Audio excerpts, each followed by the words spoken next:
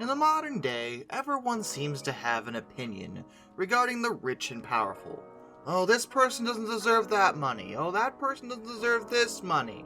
Da da da da da da da da da da da. Regardless of your opinion of it, though, there is one individual in history that reigns far above anyone else in terms of having money they absolutely did not deserve to get. Hello, hello! Welcome to another episode of History in the Dark. I am your host, Darkness the Curse. And before we begin, as always, thank you so much to my generous patrons, my British rail critics, and of course my underwater train finders. You are the reason why this content remains just so stupid. And today, we are going to discuss a man by the name of Timothy Dexter. He lived back in the late 1700s and into the early 1800s, during the time America became its own nation. And he became notorious for both a ridiculous streak of just pure dumb luck and being kind of an odd individual. Maybe sort of, well, let's just carry on. This is the crazy tale of Timothy Dexter.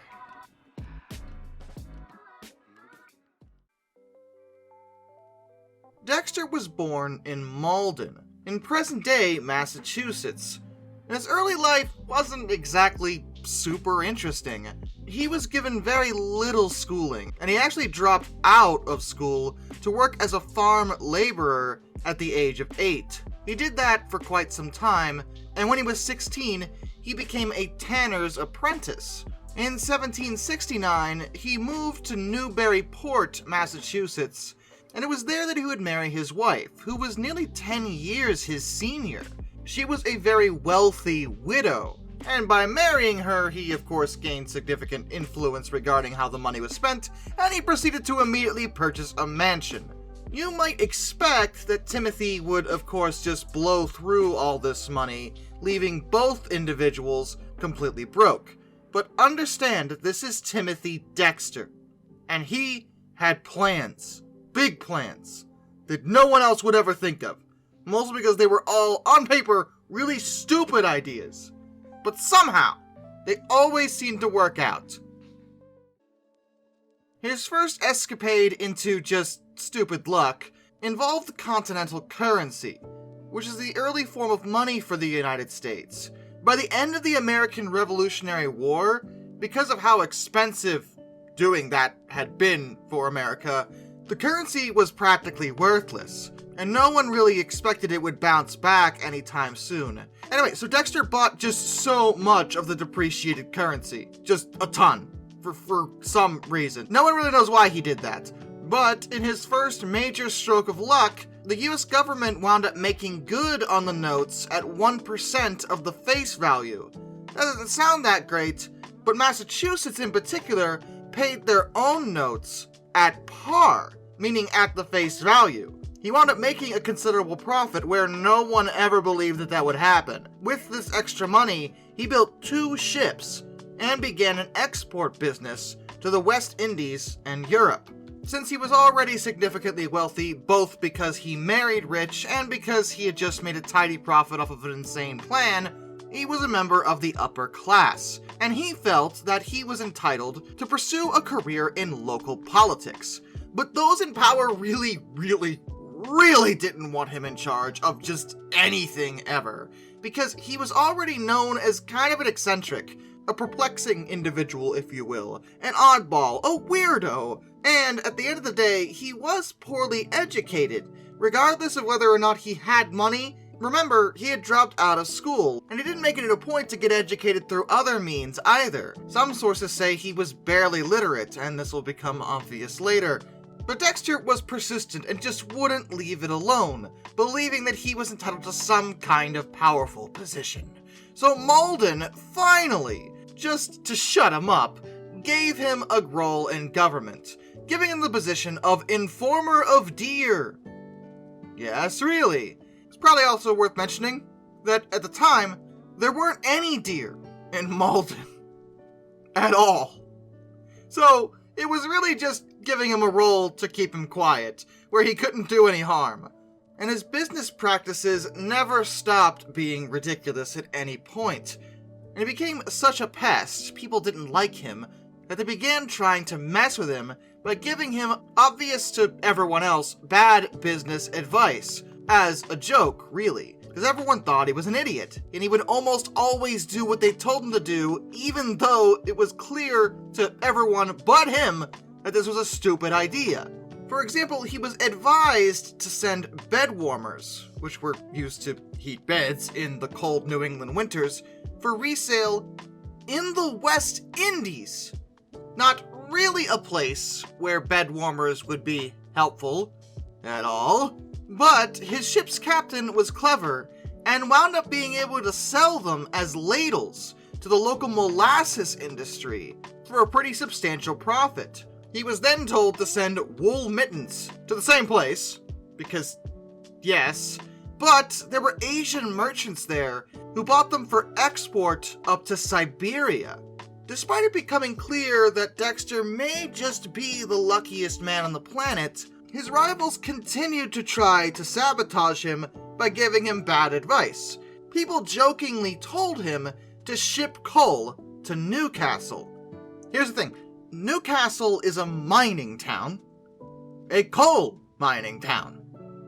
You wouldn't want to ship coal there. The phrase was actually a long-running joke because it was obviously so stupid. Newcastle was so well known as a mining town, why would you ever ship coal to the place where they mine it? But he wound up doing it anyway, and he, just by coincidence, did it during a major mining strike. Local production for coal had been crippled, so they actually did need it, and his cargo was therefore sold at a premium. They tried to mess with him again by telling him that he could make money by shipping gloves to the South Sea Islands. But his ships arrived there in time to sell the gloves to Portuguese boats that were on their way to China, where they could be sold very easily. He also exported Bibles to the East Indies of all places, and stray cats to the Caribbean islands. But again, both things made him a prophet. Eastern missionaries were actually in desperate need of the Bibles, and the Caribbean at the time was dealing with a major rat infestation, so they absolutely wanted the cats. Oh, and he hoarded whale bones, which was not on purpose. He did that by accident, somehow. I have no idea how he did something that specific on accident, but he did. But he wound up selling them, again for a significant profit, as corset stays. And while Dexter was constantly seen as a bumbling moron, for one thing, he was fabulously wealthy because almost everything he did made money even when it absolutely should not have, but also, he did understand the value of cornering the market on goods that others did not see as valuable, as well as the utility of acting the fool. It's possible that he may not have been as outright dumb as people seem to think. He may have just been pretending to be an idiot. Because remember, his rivals only try to sabotage him with jokes, not with an actual competitive edge. And they were giving him ideas. Plus, we don't know how many ideas he was given. He may not have done a lot of things they told him to do. We just know about the ones where he did, and it worked. What I'm saying is, there's always the theory that perhaps secretly, Dexter was big brain. And no one knew it but him. But he didn't let anyone know, because then the game would be over. Then again, well, as we continue, maybe not. He may have actually just been a lucky moron.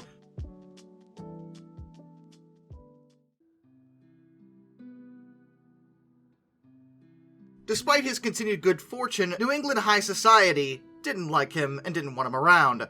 He wound up buying a large house in Newburyport from Nathaniel Tracy, who was a local socialite, and tried to emulate him. He wound up decorating his house lavishly, with minarets, a golden eagle, a mausoleum for himself, a garden with 40 wooden statues of famous men, which included George Washington, William Pitt, Napoleon Bonaparte, and Thomas Jefferson. Oh, yes, and of course, himself. The latter actually had a rather interesting inscription. "I am the first in the East, the first in the West, and the greatest philosopher in the Western world. He also bought a second estate in Chester, New Hampshire. Though he was making his family a lot of money and they were quite comfortable, his relationship with them actually started to suffer, particularly that with his wife. He frequently told visitors to his estates that his wife had died, even though she was alive, and that the woman frequenting the building was simply her ghost. Okay, then Dexter faked his own death just to see how people would react, which is an especially obnoxious thing to do. Don't ever do that, man. Come on. As it turned out, 3,000 people attended Dexter's fake wake, including himself, just in disguise, but he didn't see his wife cry, which he felt was an insult. He then revealed the hoax and promptly caned her for not sufficiently mourning his death. What? Okay, let's just move past that because, wow, alright. At the age of 50, Dexter decided he was going to write a book, which he entitled A Pickle for the Knowing Ones, which is already a bizarre name, but I don't think you fully understand. This book really didn't have a point. It was mostly him just complaining about politicians, the clergy, and his wife, again. It was 8,847 words long, and it had near non-stop grammatical errors. For example, Ime the First Lord in the United States of a Mercury, now of Newburyport. It is the voice of the Pickle, and I can't help it, and so let it go. Yep, the first edition was self-published. Really? Why? In Salem, Massachusetts in 1802. He actually initially distributed his book for free, but somehow, and I still don't know how, it became so popular that it was reprinted 8 times.